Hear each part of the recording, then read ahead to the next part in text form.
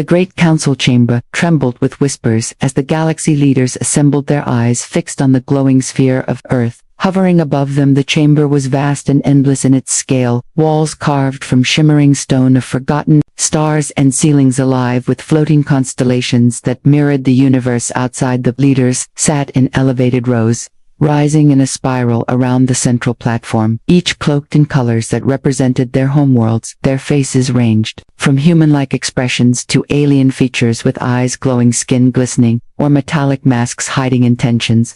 The air was heavy with tension, as every movement echoed like thunder across the chamber. At the heart of the chamber, a colossal hologram of Earth spun slowly, its blue oceans glittering like jewels and its green lands alive with promise. Many stared with wonder at its beauty, while others glared with suspicion, for they saw only defiance in the tiny planet that had resisted their influence for too long. The chamber lights flickered as the projection grew brighter, casting shadows across the leaders' faces and filling the room with unease. The High Council guards stood silent at every archway, their armor gleaming with silver light, their weapons folded across their chests. The stillness of their presence reminded everyone that this gathering was no ordinary session. It was a trial for an entire world. The whispers rose louder now, words like dangerous, uncontrolled, unpredictable, echoing from one side of the chamber, while words like hopeful, innocent, sovereign carried from the other. Each delegate clutched tablets glowing with data reports, predictions and warnings, painting Earth as both a threat and a treasure. From the far side, a massive figure shifted in his seat, scales rippling. As his voice cut through the murmur, he spoke of human wars, their endless battles,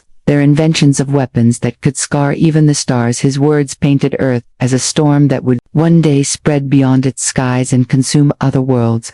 Many nodded their heads, others lowered their gazes, unwilling to confront the fear in his truth. Yet across the spiral, a frail elder raised her hand, her silver eyes reflecting the planet above. She spoke of Earth's resilience, of its art and spirit, of its ability to rise after endless falls. She told stories of kindness reaching beyond borders, of humans who gave their lives, not for conquest but for love and unity. Her voice cracked yet carried far, filling the chamber with doubt against the rising tide of fear. The debate swelled, louder voices colliding into a storm of argument. The projection of Earth pulsed brighter, as if the planet itself were listening, waiting for its fate to be carved by strangers among the stars. The young counselor seated nearest to the hologram leaned forward, his hands trembling upon the desk before him. He had studied Earth, its history, its struggles, its endless hunger for more, and though he saw the dangers, he also saw hope, the kind of hope the galaxy had long forgotten. He whispered softly, almost to himself, that no world deserved to be silenced before it had spoken. The chamber walls glowed with ancient runes that responded to the storm of voices, as if recording every thought for eternity. The fate of Earth was no longer just a subject of debate. It was the seed of division within the greatest council the galaxy had ever known. And as silence slowly settled once more, all eyes turned to the High Chancellor, who would soon speak words that could decide the future of an entire planet. A sudden strike of light filled the hall as the High Chancellor declared, "Earth must be targeted for destruction," shocking many who believed the planet still held promise. The light burst from the center platform, forming a pillar that illuminated the Chancellor like a figure chosen by destiny. His tall frame was wrapped in golden robes, laced with living energy symbols that shifted across the fabric. His face remained hidden beneath a crystalline mask, but his voice carried the weight of centuries, shaking the chamber. With every word he spoke of hidden transmissions intercepted from Earth, voices of leaders speaking of expansion beyond their world, voices that hinted at conquest. He told the council that Earth was not innocent, was restless and dangerous, growing faster than any other young world. He declared that if Earth were allowed to advance unchecked, its people would spread like wildfire, claiming stars that did not belong to them. The chamber shuddered with the force of his words, as if the very walls agreed with his judgment. Gasps rose from across the spiral. Some council members slammed their hands against glowing panels in protest. Others shouted in approval. The divide widened instantly, like a crack splitting the very floor of the chamber. A reptilian warlord stood and bellowed his agreement, his voice a thunderclap that praised the Chancellor for his wisdom. He spoke of human conflicts recorded across centuries, wars over land resources and power battles, fought with weapons so destructive they scarred their own world. He declared that such a species would never change and must be stopped before its flames reached the stars. On the opposite side, a gentle yet firm voice rose to challenge him. It was the voice of the elder counselor with silver eyes. She reminded them that Earth was still young, that every world endured ages of struggle before finding balance. She argued that judging them now was like condemning a child for stumbling before learning to walk. She spoke of Earth's art, its stories, its music, its compassion. She said these were treasures that no galaxy should ever destroy. The chamber, filled with waves of emotion, some clutched at their robes, unable to choose between fear and hope. Others stared into the projection of Earth as if seeking answers within its oceans and mountains. The hologram shifted, showing human history in flashes, towering cities glowing with light, fields of war filled with smoke, moments of discovery, where rockets pierced the sky and children looked upward with dreams in their eyes. The High Chancellor raised his staff of command, a rod of living crystal pulsing with blue fire. He silenced the chamber with a single strike against the floor. The echo rang for what felt like eternity. His masked gaze turned across the rows, pausing on each delegate as if searching for weakness. He declared again that Earth must be targeted, that hesitation would be doom for countless worlds. His words fell like a blade upon the chamber, splitting it further into factions of fear and factions of faith. The young counselor near the hologram clenched his fists, his eyes locked on the projection of Earth, glowing with fragile beauty. He felt the weight of history pressing against him, and knew that if no one stood now, Earth would be remembered only as a world lost to fear before it ever had a chance to rise. His heart burned with defiance, though his voice had not yet been heard, and the chamber waited, trembling on the edge of a storm. Gasps echoed through the chamber while a few powerful voices cheered, calling Earth reckless, dangerous, and impossible to control. The cheers came from the outer rows where the fiercest factions gathered, their banners glowing with crimson and silver. Light their leaders rose one by one, each declaring that Earth had already proven itself a threat through its history of endless conflict. They claimed humanity was driven by greed and conquest, that even their own planet had suffered scars of war, so deep they still burned in memory. Massive delegate with skin of molten stone slammed his fist against the railing, his voice a rolling growl that shook the chamber. He reminded the council of the nuclear fires that had nearly consumed Earth. In ages past, he said, these humans had built weapons capable of tearing their own skies apart, and yet they continued to stockpile destruction. He roared that such a world could never be trusted to hold peace, and that the galaxy would pay the price if it allowed Earth to rise unchallenged. The chamber rumbled with agreement as others stood, adding their voices. A warrior queen from the outer rim spread her wings of steel and declared that Earth had no discipline, only ambition. She warned that humanity would never stop at its borders, that its hunger for resources and dominance would extend to every star system. She called for preemptive action, striking Earth before it struck them, and her followers shouted in unison, their voices merging into a single deafening call for war. But not all shared their fury. Across the chamber, softer voices rose in resistance. A scholar cloaked in blue light spoke of Earth's achievements, its leaps in medicine and science, its struggles for justice, its revolutions that sought freedom instead of tyranny. He said humanity had proven capable of compassion and sacrifice, that many had given their lives to end oppression, not to spread it. His words carried quiet strength but were nearly drowned beneath the storm of anger around him. The young counselor leaned forward, his heart racing as the voices clashed. He saw fear spreading across the chamber like wildfire. Fear twisted facts into weapons. Fear made allies into enemies. He knew that fear was guiding the call to destroy Earth more than logic or truth, yet his voice was not yet ready to rise. He sat in silence, watching as the council edged closer toward a decision that would shatter an entire world. The hologram of Earth shimmered above them, now displaying images of crowded cities filled with light, oceans stretching endlessly, mountains reaching to the skies. Children ran across fields laughing, unaware of the storm gathering among the stars. The sight unsettled many. Some delegates lowered their heads, unable to look, while others stared harder, seeing not children but future soldiers of conquest. The High Chancellor remained still, his crystalline mask reflecting the projection. His silence weighed heavily, for it was his approval that would ultimately shape the vote. He allowed the voices to clash, the fury to build as though feeding on the chaos. His staff glowed brighter with each shout until the chamber itself felt like it might collapse under the pressure of its divisions. Council was no longer a gathering of wisdom but a battlefield of words and will, Earth's beauty and Earth's danger twisted together into a single vision that none could ignore.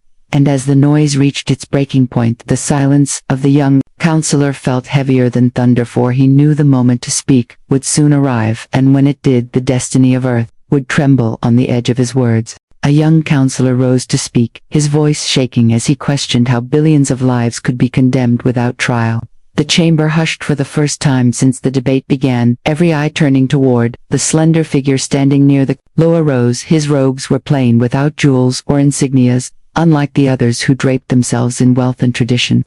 He had always been regarded as too young, too inexperienced to carry weight in matters of destiny, yet now the silence around him gave his voice power. He spoke of Earth not as numbers or reports, but as people. He described faces he had studied in archives, workers who built homes, children who dreamed beneath the stars, mothers and fathers who gave everything for their families. He asked the council if those lives deserved to vanish without a chance to speak for themselves. His voice trembled, but his words pierced through the walls of arrogance, shaking even those who had sworn to support the High Chancellor. The molten stone delegate growled in fury, declaring that the young one was blinded by sentiment, that leaders could not afford to think of faces, only of futures. He shouted that compassion was weakness, and weakness would doom the galaxy. The warrior queen spread her wings once again, filling the chamber with gleaming silver feathers. She declared that mercy for Earth would be betrayal to every world that trusted the council for safety. Her followers shouted approval, but the silence of others betrayed doubt. Growing like a hidden storm, the young counselor lifted his chin, refusing to back down. His hands shook, yet his eyes burned with conviction. He reminded the chamber of their oaths, that the council was formed not to destroy but to guide, not to dominate but to preserve. He said that if they chose destruction, they would not be guardians of peace but executioners of hope. His words struck like lightning, leaving scars on the pride of those who clung to fear. The elder with silver eyes rose beside him, lending her voice to his cause. Her fragile frame trembled, yet her tone carried centuries of wisdom. She told the council that every world in that chamber had once known chaos. Every world had once spilled blood upon itself before finding balance. She said Earth was not unique in its violence, only in its potential to grow through it. She called Earth not a threat, but a reflection of what they all once were. Murmurs spread quickly, rippling across the rows. Some nodded reluctantly, others folded their arms, refusing to bend. The High Chancellor remained still, but his crystalline mask tilted ever so slightly toward the young counselor, as though acknowledging his defiance.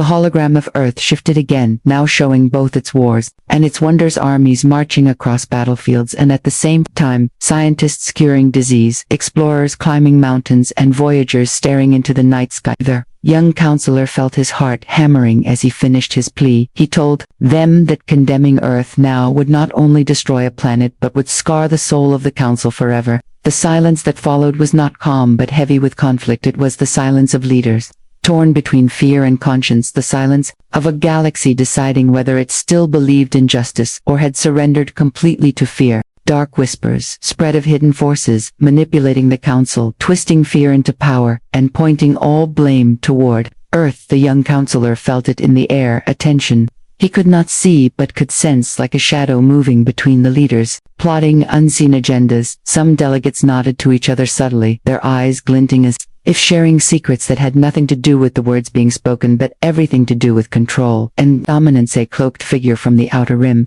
leaned forward from the shadows of the upper galleries. No one could identify the shape beneath the robes, but the aura of authority was undeniable. The whispers spoke of ancient weapons of influence, data hidden from the council archives, falsified reports and intercepted communications that painted Earth as a monster, when in reality the danger was only perception amplified by fear. The council had been carefully guided like pieces on a board, and the young counselor realized that the debate itself might be a trap to justify destruction rather than to seek truth. The elder with silver eyes noticed the subtle shifts to her gaze sweeping across the rows. Detecting hesitation, hidden glances, and silent nods, she whispered warnings to the young counselor that not all voices in the chamber were free. Some were puppets, bound by unseen hands to spread panic and discord. Their whispers became strategy murmurs, planning to uncover the deceit without alerting those who controlled the shadows. Meanwhile, the High Chancellor maintained his crystalline mask and golden robes. a symbol of power, yet even he seemed aware of the subtle games being played beneath the surface. His every word carefully chosen, each pause measured as if he himself were negotiating. Between visible debate and invisible manipulations he allowed the counselors to clash, and the young counselor to plead, but his silence carried as much weight as his declarations, for the unseen forces waited for the right moment to strike. The projection of Earth shifted once again, showing not only its cities but the quiet moments its people lived, the simple acts of kindness and the small triumphs over tragedy. The images seemed almost alive, pulsing with hope, as if the planet itself were aware of the council's tension and struggling to speak through the data. Manipulated by unseen hands, the chamber felt smaller under the weight of deceit, the walls seeming to close in as the whispers threaded through the ranks, growing like poison. In vain some counselors who had cheered for destruction now looked uncertain, their confidence shaken as they glimpsed what had been hidden from them, reports and histories that contradicted the narrative thrust before them. Some voices wavered between fear and conscience, their shouts falling silent as they realized the danger might not be Earth at all, but the corruption among themselves. The young counselor felt the first sparks of strategy, forming a plan not just to speak but to reveal the manipulation that threatened to destroy not only Earth but the honor of the council. As the murmurs of deceit and revelation collided, the chamber grew hotter with unspoken tension. The High Chancellor finally lifted his staff, its glowing crystal tip pulsing with light reflecting the storm of emotions in the room. The young counselor tightened his grip on the desk, knowing that, when he spoke again, he would not only defend a planet but challenge the hidden forces that sought to manipulate destiny from the shadows. The fate of Earth was no longer only in debate. It was entangled in a web of lies, fear, and power, and every heartbeat in the chamber carried the weight of choices that could unravel the galaxy if made in error. An elder council member slammed his staff to the floor, demanding truth. As cracks in the unity of the chamber grew wider, the sound echoed like a thunderclap, bouncing off the walls and silencing the murmurs for a heartbeat. Every eye turned toward the frail figure whose presence seemed too small to wield such authority, yet every word carried the weight of centuries of wisdom and observation. He raised his hands and spoke of justice and the oath the council had sworn to uphold, not to destroy worlds based on fear, not to bend under the sway of hidden forces. He demanded to know why intelligence had been manipulated, why reports had been twisted to incite panic, and why Earth had been painted as an enemy before any dialogue could occur. His voice rose like a storm, cracking the carefully constructed order in the chamber. The molten stone delegate bellowed in defiance, claiming that the council elders spoke nonsense, that Earth had proven its threat, and history was clear. Yet even his roar could not fully drown the authority in the elder's words. The young counselor leaned closer toward the elder, their whispers invisible to the chamber at large, plotting ways to reveal the deception without tipping the hidden manipulators. Their minds moved in synchrony, tracing the threads of influence that had guided the debate from shadows. Each subtle gesture from a council member seemed deliberate, now a piece of a greater scheme, and they realized the stakes were higher than simple destruction. They were confronting manipulation capable of warping the destiny of an entire world and the council itself. The hologram of Earth shimmered above, reflecting the tension below, showing flashes of triumph and tragedy, its cities glowing faintly under the pulse of the chamber's energy. The elder pointed toward the projection, tracing the rise and fall of human civilizations, showing the council that every action had a context, every conflict had reasons rooted in survival and growth, not in ambition to dominate the galaxy. The images told a story of resilience that no manipulated data could erase, no whispers could overshadow. Voices began to falter across the chamber as doubt took root. The factions that had demanded destruction now hesitated, uncertain if they had been misled. Their shouts were replaced by cautious murmurs and glances exchanged filled with suspicion. The young counselor saw allies where he had expected enemies, and enemies where he had expected blind supporters. He realized that the elder had struck a blow, not only at the lies, but at the fragile foundation of fear that held the chamber together. The High Chancellor shifted slightly, his crystalline mask reflecting the flickering light of the hologram. His staff pulsed in rhythm with the counselor's emotions, the energy of the chamber bending like a living entity around the conflict. The young counselor felt a surge of resolve, knowing that the time to speak would soon arrive, that the momentum had shifted and the tide of influence had begun to lean toward truth. The chamber was no longer merely a meeting of worlds, it had become a battlefield of intellect and conscience, where manipulation could no longer hide in shadows and The fate of Earth balanced on the courage of a few voices willing to defy the weight of centuries of tradition and fear. The echo of the elders' staff strike still reverberated in every mind, reminding them that unity without justice was a fragile illusion, and that the choices made here would ripple across the galaxy for generations to come. Suddenly, a secret transmission from Earth arrived, piercing the chamber like a lightning bolt. Its sudden appearance silenced every voice, leaving only the hum of the holographic projection above. The signal flickered with strange energy, carrying images and sounds that none had expected. The council had prepared for war, not for pleas for understanding, and the unexpected transmission made every delegate pause to reconsider the assumptions that had guided them. The young counselor leaned forward, heart pounding as the transmission displayed leaders from Earth speaking directly to the chamber. Their faces were tense and earnest, their words filled with urgency yet tempered by reason. They spoke of peace offering cooperation, scientific knowledge, and a willingness to negotiate treaties. They assured the council that humanity sought not conquest but survival and harmony, that their history of war was not a declaration of intent but a struggle to protect themselves against chaos within their own world. The chamber erupted in reaction, though more quietly than before. Some counselors whispered in disbelief, their eyes fixed on the projections, trying to reconcile the humanity they had seen through manipulated reports with the reality before them. Others murmured warnings, claiming this could be trickery, a trap designed to distract or manipulate them further. The young counselor knew in his heart that the words were sincere, and he felt hope bloom like a fragile flame amidst the storm of fear. The High Chancellor did not immediately speak, instead, raising his staff and letting the transmission fill the chamber. He allowed every counselor to see the faces of those who would be lost should the vote for destruction precede. His crystalline mask reflected the shifting lights and shadows of the hologram, as though the chamber itself were judging the gravity of the moment. The hidden forces that had manipulated reports watched silently, unsure if the tide could be reversed. A wave of emotion rippled through the rows of delegates. Some who had shouted for destruction now lowered their voices, their hands trembling on the edge of decision. Others clenched their fists, still unable to release the fear that had been carefully cultivated. For them, they looked at each other, searching for guidance or approval from allies, and finding none clear enough to rely on. The chamber felt smaller, as if the walls themselves leaned in to witness the choice each mind would make. The elder with silver eyes nodded toward the young counselor, urging him to rise, speak, and give voice to the hope carried by Earth. She whispered that timing was crucial, that the chamber was now balanced on a knife edge, and that one clear voice could tip the decision from fear to reason. He felt the weight of centuries press upon him, and the silent eyes of every human on Earth, across space and time, burning into his conscience. The projection continued, showing families working together, children learning games of strategy and cooperation, scientists discovering cures, leaders negotiating conflicts, and artists creating beauty. It was a world of chaos, yes, but also a world of potential, a world worthy of the Council's guidance, not annihilation. The chamber grew still as the words and images sank in, and for the first time some began to whisper of mercy and of reconsideration. The young counselor closed his eyes, briefly gathering courage, feeling the pulse of the planet reach through the chamber. He knew that when he spoke next, the Council could never forget the faces of Earth or the plea that had crossed the stars to reach them.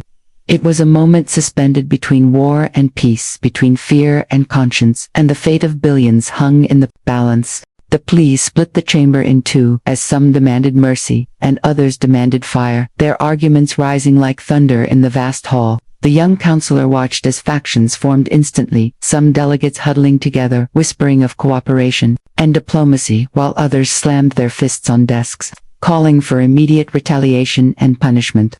Earth had become the fulcrum, on which every hidden fear, hope, and ambition now balanced. The molten stone delegate bellowed that mercy would be disaster, that the humans could not be trusted with even a single world, let alone the stars beyond. He cited every war, every battle, every failure, and used it as a weapon against the soft voices, urging compassion. His words crashed through the chamber like rolling boulders, seeking to bury hope beneath fear and history distorted by half-truths. Across the spiral rose, the elder counselor rose, her silver eyes shining as she countered every argument with reason. She reminded them that destruction was irreversible, that no hidden report could justify extinguishing life without giving it a chance. She spoke of the young counselor whose courage had already shown them that reason and hope could survive even in a chamber filled with fear. Her voice was calm, yet it cut through the storm of anger like a blade of light. The young counselor finally stood fully now, his hands raised to command attention. His voice rang out clear and strong, stronger than any whisper he had offered before. He recounted the transmission from Earth, their words, the faces, the pleas for peace. He showed the council the evidence of manipulation of their own archives of secret factions that had spread panic and distorted history to create fear. He spoke of accountability and choice, and that the council would be judged for their actions, not by power but by conscience. The chamber erupted once again, but this time with chaos mixed with uncertainty. Shouts of opposition collided with cries of support. Voices rose and fell as if the walls themselves were echoing the battle of ideas. Every projection flickered under the force of argument, showing Earth in fragments, both war and peace images flashing rapidly, the planet itself seeming to respond to the clash of wills. Below, the High Chancellor stood at the center, silent but radiating authority, his staff pulsing with energy reflecting the inner turmoil of the council. He did not raise his voice, but his gaze moved slowly across every face, making some flinch and others straighten in defiance. The young counselor felt the weight of every heartbeat in the room, counting the seconds until the vote would begin, and knowing that the split in opinion meant the final decision could go either way. Some delegates who had once demanded fire now paused, looking at the projections, their hands lowering, their voices faltering. The elder counselor nodded to the young counselor, signaling that the tide had shifted slightly toward reason, yet the battle was far from over. Hidden glances between factions indicated that manipulation was not finished, and that fear still lingered, waiting for an opportunity to sway the undecided. The young counselor felt adrenaline surge through him, realizing that every word, every glance, and every heartbeat now mattered. The chamber was alive with tension, every second stretching endlessly as the council teetered between destruction and mercy. Earth floated above them in the hologram, silent yet alive, as if aware of its fate being debated across the stars. The final moment approached, and every mind braced for the storm that would determine the destiny of billions. Finally, the message shot into space, and the world waited in silence, hearts pounding across nations. People looked at the skies as if the stars themselves held the answer, and children clung to their parents, whispering questions that had no answers. Yet the air was thick with tension. Every city street seemed quieter than usual, as if the world had collectively paused to hold its breath. Alina stood on the roof of the observatory, her eyes glued to the horizon, the wind whipping her hair across her face, and she could feel the weight of every decision she had made, every sleepless night, every calculation that had led to this moment. And behind her, the hum of machines and blinking lights reminded her that humanity had put its trust in science and hope alone. News channels across the globe broadcast updates, but there was nothing to report, no signal, no response, no hint that anyone had received the message, and the silence grew heavier. With each passing hour, governments convened emergency meetings. Leaders who had seemed so confident only days ago now whispered in corridors, their faces pale and voices strained, and rumors began to spread about sightings of unexplained lights moving across the sky, and some claimed they saw shapes larger than any aircraft hovering silently above major cities. Elena could feel the unease creeping into every corner of her mind. She thought of her colleagues, of the people she had worked with around the world, the ones who had laughed and joked, even in the middle of chaos, and now all of them were waiting, watching, praying for something that might never come. She walked to the edge of the rooftop and looked down at the streets below, where small groups of people had gathered, pointing their phones at the sky, trying to capture something they could not understand. And she wondered if they realized how fragile everything had become, and whether humanity was ready to face a truth it had never imagined. The council had retreated to their chambers and issued statements meant to reassure the public, but even their most confident words rang hollow in the hearts of those who had watched the sky for signs of hope. And in her mind, Elena kept replaying the patterns she had discovered, the deliberate targeting, the precision that left no room for coincidence, and she shivered thinking about the intelligence behind it, the beings capable of sending signals across light years and watching humanity like ants beneath a glass. And she asked herself, what would happen if no one answered, if the message was ignored, if the silence continued until it became unbearable? Hours turned into days, and the world began to feel the weight of waiting. A strange stillness settled over cities. The oceans seemed quieter, the winds carried a different sound, and even the animals behaved as if sensing something beyond comprehension. In the observatory, Alina stared at the blinking lights of the machines that had sent the message, her fingers brushing over the cold metal. She wondered if humanity had taken its first step toward survival, or toward something far darker than anyone could imagine. And as night fell across the planet, she lifted her eyes to the stars and whispered a hope that was fragile and defiant. And somewhere in the darkness a light flickered back,